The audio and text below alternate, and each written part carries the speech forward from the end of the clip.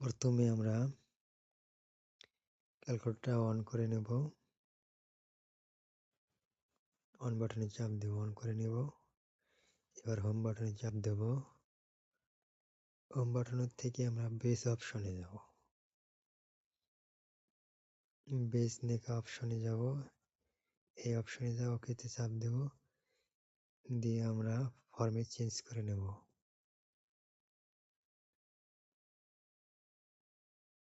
নিয়ে বাইনারি নেব। এবারে আমরা মানটা তুলব।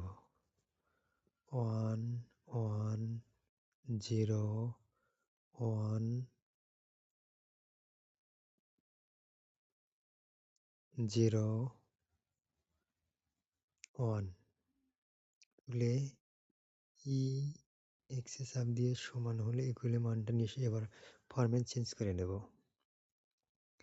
ফরম্যাট চেঞ্জ করে ডেসিমেলে নিয়ে আসবো। এই যে চলে এসেছে, আমরা কাঙ্ক্ষিত ফলাফলটি পেয়ে গেছি 1101101। এর বাইরে 109। ধন্যবাদ।